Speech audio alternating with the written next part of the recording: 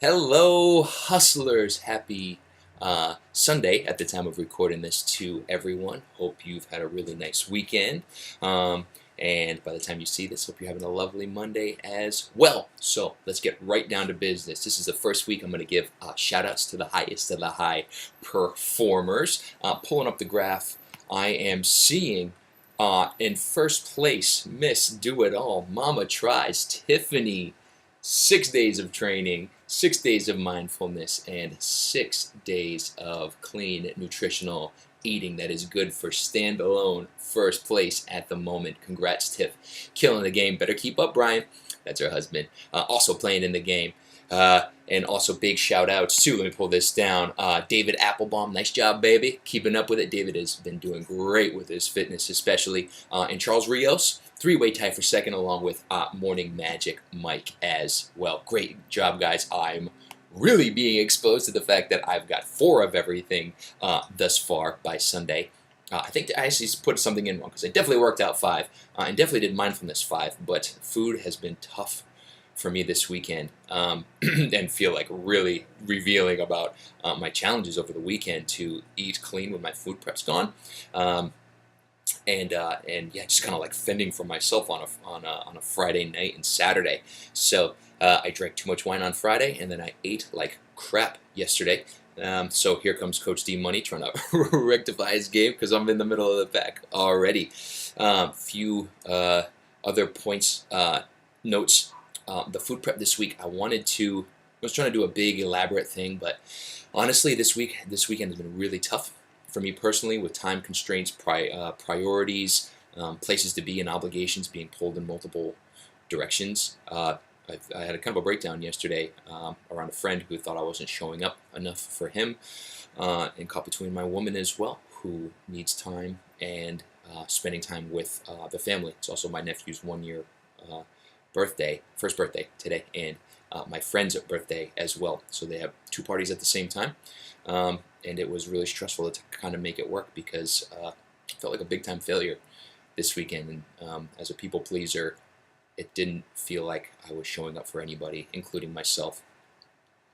So the food prep this week, that being said, and working it all out, is what I'm calling a fast. I was going to say fast and dirty, but it's not super clean food. Fast and clean food prep. Everything is fast as possible for my food prep bottom line.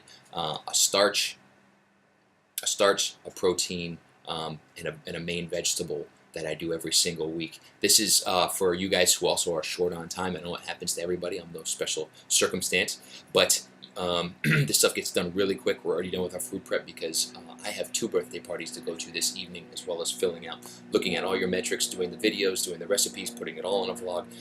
Really, really busy. Feel a little overwhelmed, but it felt right to do because I know every one of you hustlers will also have that challenge at some point, and we got to make it happen. That's why we are doing this challenge, to bring our best, no excuses, making it happen. It's revealing, it's confronting, but it's life. We don't always eat from a spreadsheet. So it's all good. It's all going to taste good, but it's just done really quick. Unlike last week, we had a little more time, get it done, and show off the deliciousness that took probably an extra hour than what I spent today. Also wanted to go over one other thing too, the mindfulness goal. I noticed that it was very confronting for people to talk about mindfulness because I think there's this perception that mindfulness has to be this 20-minute meditation, clear your mind. It's the only way to be mindful is to meditate. And it's a little woo-woo for some people. It's a huge time commitment to put 20 minutes together once or twice a day and clear your mind. I find it very challenging. I'm only up to about 8 minutes when I do it, but I also want to show you guys some other things to try for mindfulness that I am incorporating into my daily life, because sometimes I don't feel like meditating. Sometimes I want to do some other stuff. So I've also have some written things to support you with, as well as lists and other practices adjacent to meditation, but not quite the same. So the first one I do, and I've done this a number of times this week, it's been pretty stressful, has been self massage on my neck, because I hold my tension, or I think a lot of people do, around the neck area. I set a timer for 8 minutes. I don't know why 8 just feels good. I play some soft meditation music. I close my eyes and I get into a mid-back rotational stretch where I am putting one hand here and I'm rotating on the floor like so to stretch out my mid-back, and my other hand is massaging out my neck. I just close my eyes and I just breathe and just give myself some self-love. And it really helps calm my senses and get my vigilance down. I do about 4 minutes on one side, whatever feels good, then rotate and do the other side as well. That's one I'd also like to offer up to you guys to try. A couple other things that I've been doing. A gratitude list. Me and Jocelyn had some challenges this week, and I was really doing my best to change my come from about being kind of a victim about stuff, and like, woe is me, I'm so busy, blah blah blah, no one cares, and really push myself into love with her. And I wrote a list about the things I love about Jocelyn, and it really helped bring me down to why we're together, why she's important to me. Because she's so supportive, because she's such a great mom, and she keeps a beautiful home for us, and really does the best she can and for our relationship, and calls forth the best in me. Another one I've been doing is just regular journaling as well. If I have a break with clients, usually, again, I'm a big timer guy, so I like to do journaling for 11 to 13 minutes, just writing out what's going on in my head, what's going on in my day. This is a big one for me. Haven't done it this week, but this is one I definitely do. One of my favorite ones to do actually is, we call this a jar of awesome. In the jar of awesome, we have just little notes to ourselves that me and Justin write in here. I'll give you one for example. It doesn't have to be anything huge or groundbreaking. It's just an idea that I got from Tim Ferriss. When times are tough, it'll give you a moment just to say, hey, like, I'm doing pretty good, regardless of what's going on around me and the stresses that I'm feeling at the moment. For example, 9:30, this was from last week. Grateful for a night in Ojai with Jocelyn to connect, relax, laugh, and make love. We needed that. And that little piece of paper just feels really good to come back and read when times are tough. So highly recommend that to you. You can get one of these nice little jars at like World Market or Home Goods, something like that. Super easy, and the quickest mindfulness practice that I find that's really impactful.